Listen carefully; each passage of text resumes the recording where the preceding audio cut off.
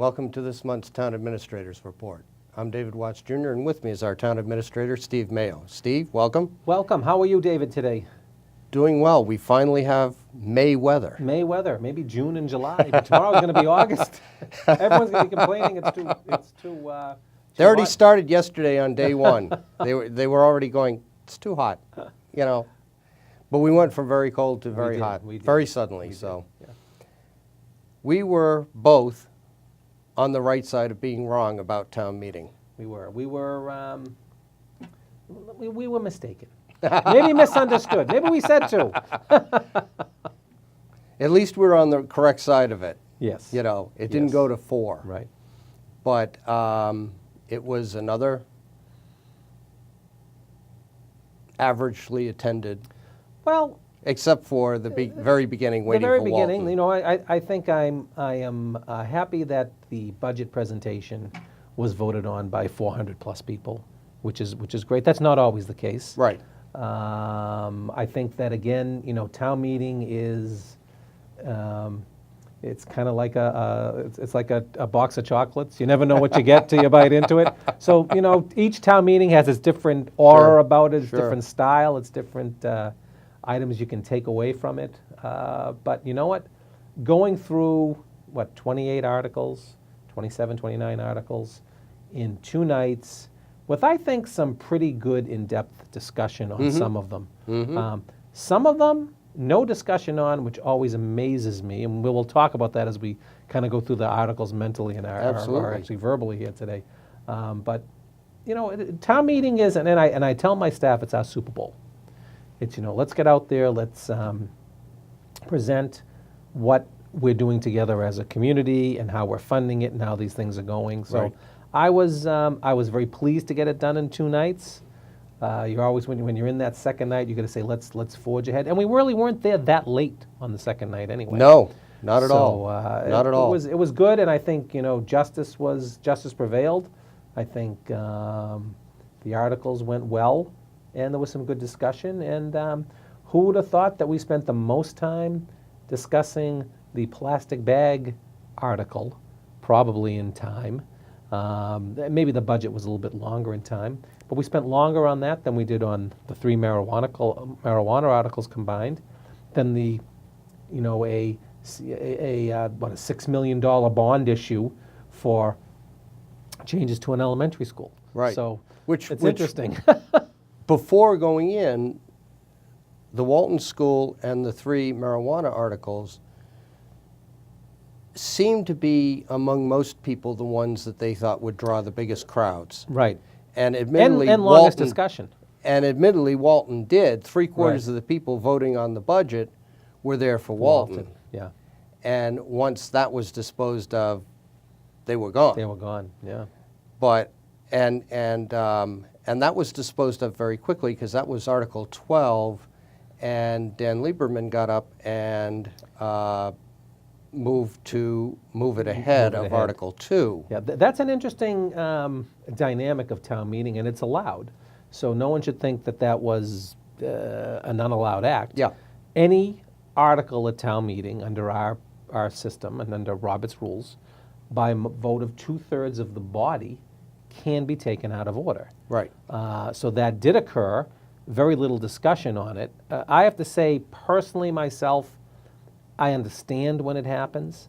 I'm not a fan of it because I always say, were there people at home that wanted to talk about... Well, that's the big question, is moving it that, ahead, because there was a very, very energetic push by the PTOs in town to get people to come down and vote for the Walton article. Did Dan Lieber, by the way, not Lieberman, but did Dan moving it ahead the way he did kind of subvert that a little bit so that people who wanted to be there now were not able to be there? Because it looked like it would have been Thursday night, it would have been considered. Right, or we might have gotten it to that night anyway because we got very close. Who knows? I mean, I understand the other side of the argument that, hey, it's hard for people to go to, you got to get a babysitter, work schedules and things like that. But that's any article at town meeting. Right. So that argument doesn't hold water with me on a specific article. I think it's something that we should have a long discussion with as a community, because could other articles been taken out of order? They certainly could have, and you can kind of Well, in that same cherry-pick on context, what I'm you're rather doing. surprised that somebody didn't suggest moving the marijuana articles up and get those disposed of quickly. I was wondering if that was going to happen that night, but it didn't. So, I'm always pleased, when you're sitting there at town meeting, you're always pleased, or I'm always pleased when we get through the budget, because that is the real reason to be there. Right. We have a $90 million budget when everything's added in, including the articles, I guess. But, there was some good questions, some good give and takes. I get it completely from people that say they want to spend more money on roads. I get it. I agree with it. I live on a road right now Yeah. that's in Right. really bad Yeah, shape. that needs to be done. And I understand that. We are hitting that methodically, probably too slow for a lot of people. Yep. But within the constraints of what we have right now, we are looking at ways to work around that a little bit. And I get it that people are upset about, maybe upset's not the wrong word, concerned about higher tax bills, concerned about higher water and sewer bills, concerned about higher health insurance costs, concerned about higher food costs, higher gasoline costs. I get it. There's a lot of those things swirling Right. around out there that land in our inbox. But I still maintain that when you look at the services that you get as a citizen in Wakefield or other local communities, it's a great bang for your buck. And we're going to put out that budget tool that people can play with, and you can see where your tax money goes. And I think you'll see when you break it out that day, I'm hopeful that people will understand that it's not a bad deal. Now, is that something that'll be on the website for people? That'll be on the website, yes. And how I've- soon? That should be on by mid-June. Actually interactive, that you can punch in your own. So in a future show, we'll We'll show the we'll play public- with it. We will play with it. Yeah, it's Yeah. a lot of fun. Absolutely. It's a lot of fun. The one part of the budget that did bring up a lot of controversy and a lot of discussion and a couple of suggested amendments, which ultimately didn't pass, was the school department budget. And that was largely over ire that the school committee had broken the agreement that they had made a few years ago when they got a massive 11.4% increase Right. 1 year. Right. Yeah, there was a lot of discussion on that. I find it somewhat curious. In a budget of 38, 39 million, we were talking about $200,000. But I get the principle of the thing, of it. I was there in the room when that agreement or understanding was reached. Maybe understanding is a better word. That we would do some forklift upgrades and hit some areas that needed to be attended to. All-day kindergarten needed to be attended to in Wakefield. We needed to right-size the special ed budget. We needed to do, get the curriculum in order and set up a plan for that. All those things needed to happen, and we as a community were able to do it. Right. We certainly couldn't do 11% every year. No community can. So the understanding was we keep everything around 4%, or at a ceiling of 4%, some people said, for the next years. And the first year, the school department came in that way. This year, it was a little bit higher. Part of that was taking a capital item back into their budget, which was some computer replacement, almost looking at computers like their, a material School and supplies, supplies, yeah. school supplies issue, Yeah. which I think it has become that. We're not talking infrastructure, we're not talking... And that was going to be my follow-up Yeah. question is, why were computers now taken out of capital? Well, I think that they have become a constant tool for people, for what we're doing our everyday work with, students and teachers. I mean, it is like notebooks and paper and calculators. You wouldn't necessarily put those things into capital. Right. The items that will be capital, stay capital, are the projectors that are screwed into the wall, the switches and the routers and the mainframe's an old word. See how old I am? The servers and Sure, things like that. sure. That's infrastructure. So you could take that out. Okay, so here's a portion that came out. I think that was $80,000. Second part of it was something that I've been speaking about with the superintendent for years, different superintendents, is that we need to get away from this user fee issue. And I remember when I went to school, when you went to school, there was no such thing as a user fee. No. You made the basketball team, you got a practice uniform, you got a game uniform, or two home and away, and you got a pair of Chuck Taylor sneakers. Right. Now you get... But at the same time also, they were making money from ticket sales and they still are everything. still are bringing in revenue from ticket sales. Yeah. But you know what? Things cost a lot more money now. It costs a lot more to bus to games, to away games. The referees cost more. The coaches cost more. You need to have more coaches for a lot of reasons, safety being one of them. I guess we weren't safe back then, or we didn't care. Well, there are more. I don't think we cared that much, but there are also more sports there than are more there were. sports and things like that. And I think that when times got tough and 2.5 came in and things like that, school committees and communities had to make a choice. How do you keep all these programs? And you certainly don't want to gut your extracurricular, so you have to charge something for it. So communities went and got used to that money.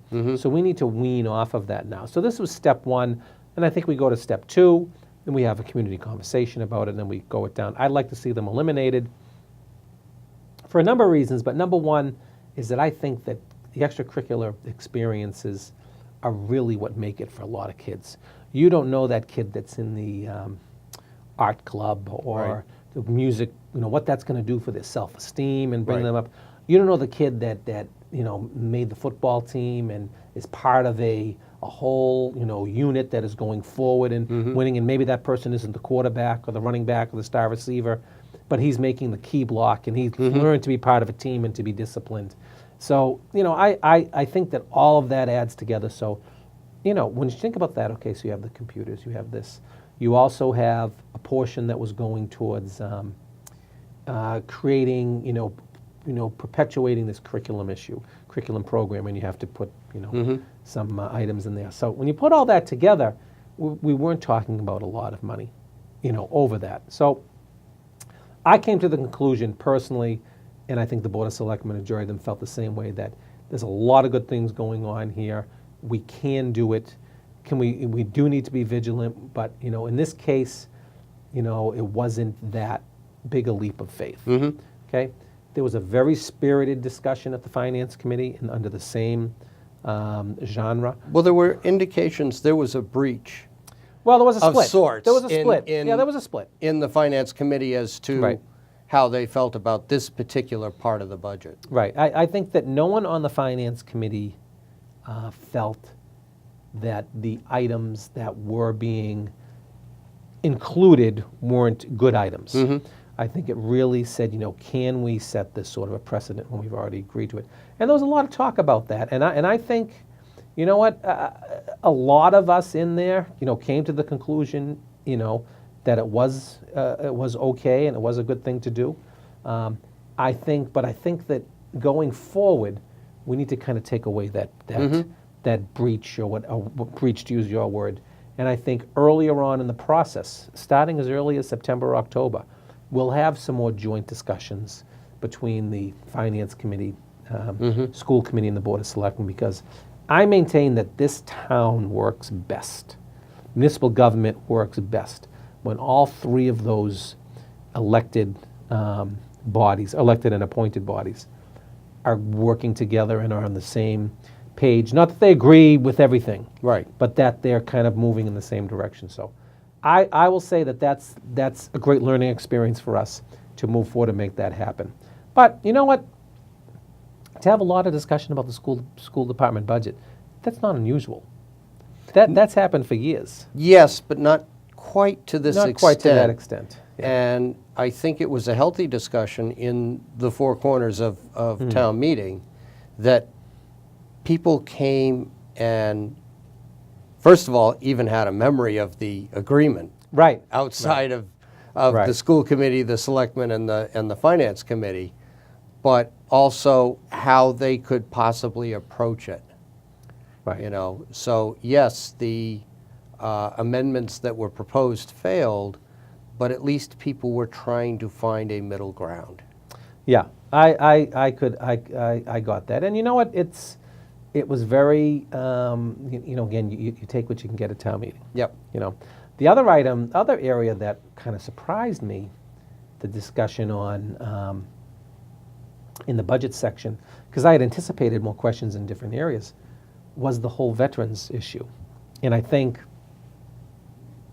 I didn't do a good job of explaining that the reduction in the veterans benefits portion of the budget had nothing to do with our reducing benefits to veterans, because there is not a veteran that comes into this community that doesn't get the benefits they deserve.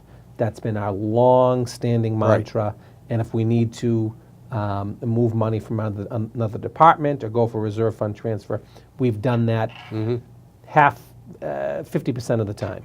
Okay.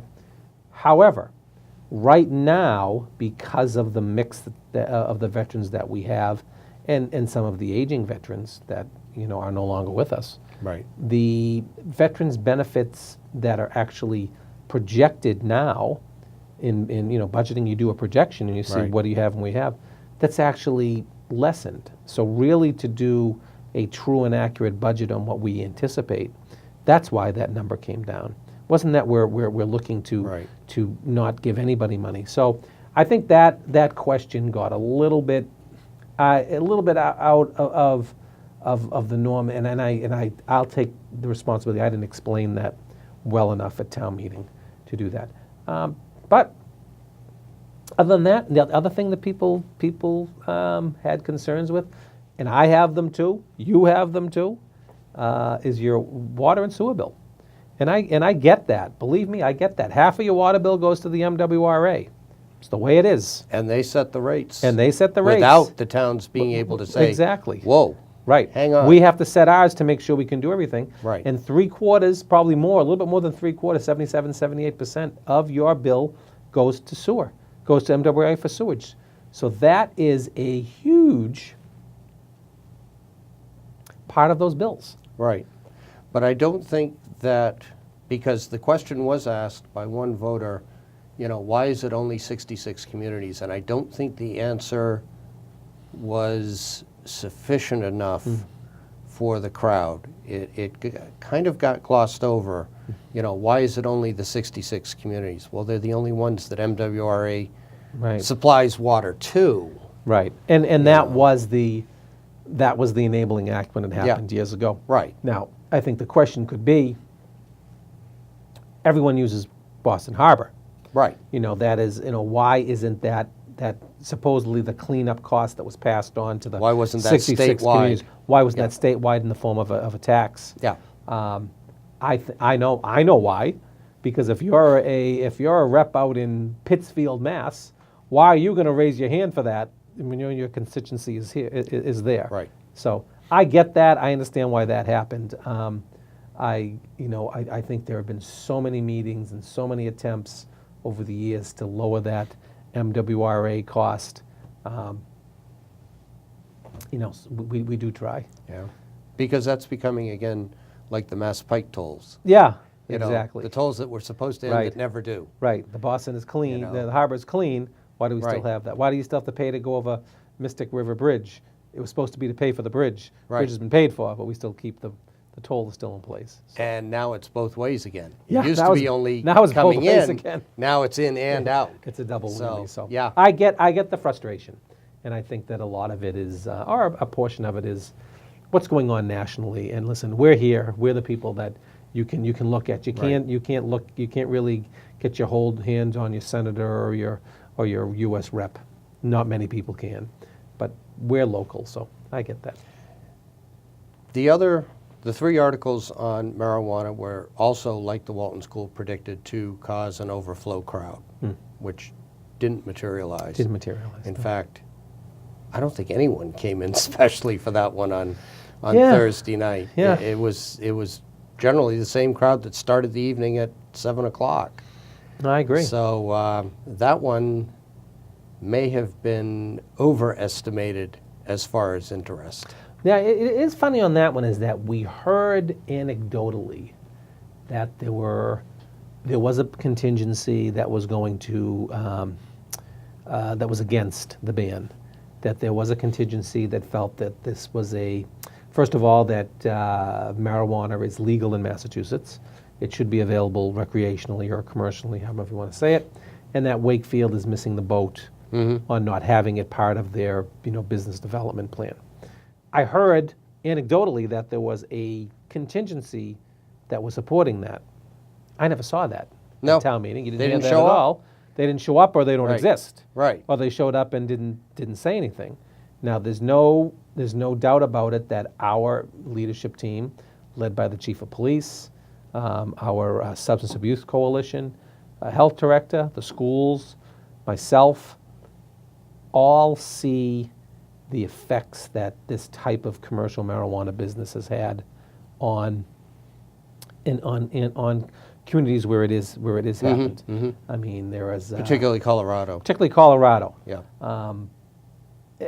So that to me, I mean, those passed 100 to 12, in eating. So that to me there was very minimal resistance at all. Now you and I have both sat through many long zoning discussions, over having bed and breakfasts that didn't pass. Yep. And this was just, Yep. but again, I think zoning is hard for people to understand sometimes.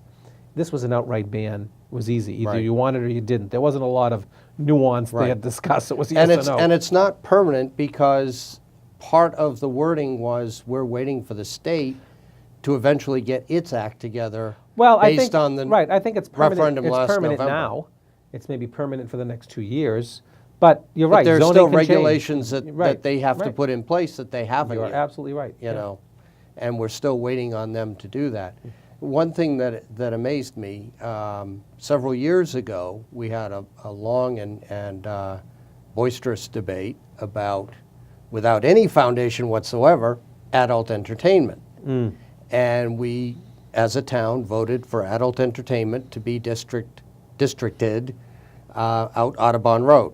Right. And I was surprised that somebody didn't come up and say, wait a minute, we did this. Why don't we do the same thing here and just put it all out there and not even worry It about it? certainly could have been a possibility. Although, because maybe that'll be down the road. that's what the town voted to do with medical marijuana. Yeah, Was to put that there. It was an established zone. It was you had to provide a zoning area for it, much like you have to provide under the First Amendment a zoning area for adult entertainment. right. So that was a contingency. That was an issue that people could have brought up. Again, nobody did. There was a lot of talk. Few people had questions about. I think how much money would this bring in? Because some people have said it would bring in money. Right. It's going to bring in a lot less than it's going to allow us to. Then I think we would benefit from it. And Right. not to mention what it says about our community, but the element that it brings in. There was a point made. That right now the state of the federal law is that this is a controlled substance. It is not allowed, so you can't go in the credit card system. You can't technically any money that is any deposits are going to have to be reported. Under the new Security Act. So there's all of those. Right. Suspicious activity reports that banks need to file. So there are some issues, and that these facilities will, by the very nature of their business, therefore have large amount of cash along. So are they magnets for crime? Yeah. My sense is yes. Yeah, So, absolutely. those points were made, and so I thought that was a pretty good debate on that. So that went good. But the one that we talked about the longest is To almost no effect. to almost no effect. Yes, to live to fight another day about it. Yep, Yeah, plastic bags. yeah. And we were hoping to have her on the show this month, and hopefully Yeah. maybe we can get her on Yeah. the show down the road. But the 15-year-old girl who proposed the ban Yeah. got up and presented a well-thought-out, very poised argument Yeah. why it should be considered. Yeah, it really was one of the better presentations we've had. I'm kind of jealous, Caitlin. It's better than some of mine. But she really worked hard. She gave that presentation got better and better as she went along because she did had presented it to me a couple of times in Yep. my office, had gone in front of the Board of Selectmen and presented it, and then town meeting really hit it out of the park. And I know our parents are very, very proud of her, as I am. To take something on like that at 15 years old Right. is something. And I was very happy that the crowd was very respectful, because it takes a lot of guts to get up there Yep. as an adult at town meeting, and to be 15 years old and to present something like that. That is somewhat controversial, because there was, I frankly thought it was a very split crowd there on that end, and I think the vote was 64 to 61 to even table it or have the selectmen study it. Right. Very close. Very close. That could have gone either way. But I thought there were some very good points made, and I think that we could come back, and hopefully will come back in November, with a stance or a bylaw on this that will probably be a little bit better, make a little bit more sense, and I'm hopeful that could get the community behind it. So, As long as the people coming up with this solution are an even mix of Yeah. points of view, not all one point of view or all Right. the other point of view, to get something that will work for the majority. right. Because the business community did come out pretty much in force and say, no, we don't want it because we weren't included. The Wakefield, Linfield group wasn't consulted in any way, shape, or form. Chamber of Commerce. Right. Yeah, they should have been part of the original plan. But at the same time, it's also very, very gratifying to see people in their teens now getting involved in things like this. We have an absolute firecracker on the Human Rights Commission as a school Wow. commissioner who's going to be with the group for 2 years, who is very fired up in the same way in the areas he's interested in. It's good to see activists coming out at that age in the same way that activists came out back when I was in high school.